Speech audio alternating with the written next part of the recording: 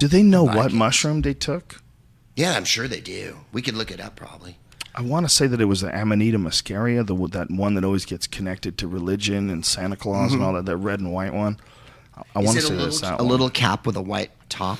No, it's a big red thing with white spots all over it. It's a Mario Brothers. It looks like Santa Alice in Claus. Wonderland. Yeah, it's Mario Brothers. It looks like Santa Claus. Do you know the correlation between the Amanita muscaria and Santa Claus? No, please. Oh, you got to see this. Brian, just pull up Amanita muscaria and Santa Claus just for like an image of what the mushroom looks like. If people haven't seen it before, it's bright red and white.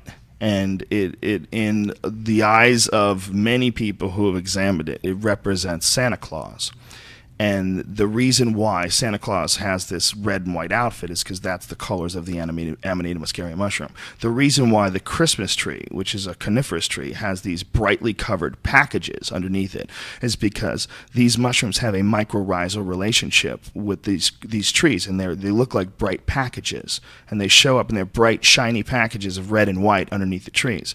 The way they dried them out was they would either pick them off and put them in the tree, so they would dry in the sun, which is just like the way they decorate the tree. Wow. Or they would hang them in front of the fireplace to dry them out, which is exactly what the stockings over the fireplace, and why the fucking stockings are red and white. That's the mushroom.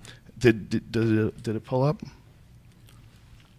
You just had an image of it, right, Brian? Didn't you? Yeah. That's it, right there. Yeah, there's a bunch of images, the older images of Santa Claus with that mushroom. You see that? And the older you go, you go back to like really ancient depictions of these mushrooms.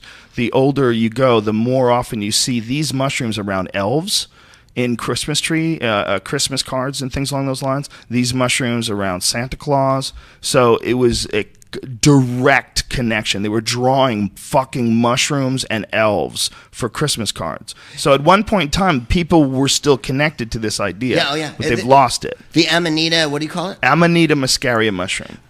There was That had to be the one the Vikings are taking, right? I mean, they have the tree worship and all that too. There was a scholar named John Marco Allegro who was one of the guys who was a decipherer of the Dead Sea Scrolls, and he wrote 2 books about it. One of them is called the Dead Sea Scrolls and the Christian Myth, and the other one is called The Sacred Mushroom and the Cross. And it's all about how the entire Christian religion was based on psychedelic mushroom eating and sex rituals and fertility rituals. Quite right. Now you had me at sex rituals. It was all that mushroom. That mushroom was on the cover of the book, the Amanita muscaria mushroom. Really? Yeah, that this mushroom, like, they would find out about how to use it, and they would find out about how to prepare it, and then it would give them this unbelievable psychedelic experience. So they hid all of the ways of preparing it and finding it. And apparently, it's a very tricky mushroom. It's variable genetically. It's variable seasonally. It's like it doesn't always give you the experience. So you have to figure out how to find it from what area it has. Some of them will knock your dick into the dirt, right. And some of them do nothing but make you sweat. Yeah. It's a weird mushroom. So the idea is that they hid all the information inside these old stories. Can I ask a question? So when you say all Christianity, do you mean like European Christianity where the mushroom exists, or did it exist in the Middle East as well? Well, this is the Dead Sea Scrolls were all found in Qumran. Of course. So that's where they were writing this stuff, supposedly. So at least in that area, in they were taking mushrooms. Israel, they were taking mushrooms, according to Allegro. But see, Allegro was the only scholar on there's a list of scholars that were hired to decipher the Dead Sea Scrolls. He was the only one that was an agnostic. He was an ordained minister, but then in studying theology, he just said, well, this is kind of silly. Yeah. Obviously, there's some just crazy stories, and let's just get to the root of all this and find out where this all comes from.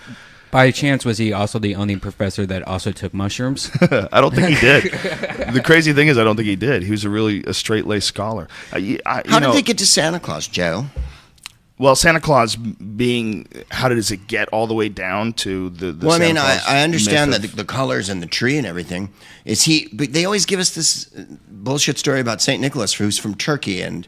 Yeah, like Wikipedia and everything says that, there's a couple different versions, and one is from Germany, one's from Yeah, they're the Siberian one, the reindeer the thing about the reindeer. One of the things about the reindeer is that reindeer love to eat amanita muscaria mushrooms. Really? So much so, yeah, so much so that when they have shamanic rituals in the sweat lodges, and they will have these rituals, and they'll take these mushrooms, and they'll step out to urinate. The reindeer will knock them over to get at their urine snow. Wow. Yeah, they love it. And why the fuck are these reindeer flying? But deers probably also like to eat. Why poop. are they flying? He's the shaman who is red and white, like the amanita muscaria mushroom, is sitting in a carriage, and he's fucking flying with a bunch of deer who are on mushrooms. Those mushrooms. How clear do they have to make the myth that these reindeers are high? Wow, I have to read this. How now. clear? What was his name? John Marco Allegro. Allegro. It's really hard to understand. I don't have any background in languages, so in listening to or reading how he broke it all down, apparently it's very controversial. Yes, but, I can imagine. Yeah, but the fact remains, like, this guy was he's a legit brilliant scholar and an agnostic.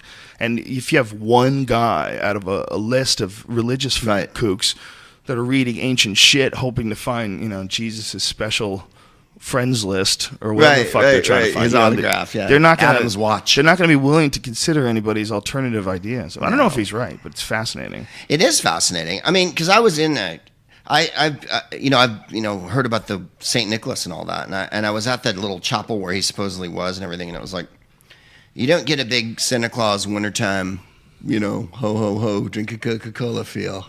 Yeah. So to me, the leap is really, other than he was the local guy who gave gifts and whatnot. Yeah, who the fuck knows where all those stories came from? It's so fascinating. I thought flying reindeer were an invention of what's his name, Clement Moore or whatever, who wrote. Was it? Night Before Christmas. Could have been.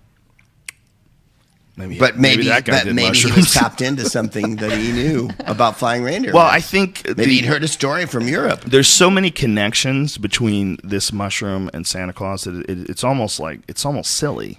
Yeah, but there's just like things like if you think about, like the Pink Floyd Wizard of Oz shit. Totally, it's the same shit. You're if you totally obsess about something, you're going to find something in anything. That's so true, but this one is really the whole story, like Santa Claus climbing down the chimney.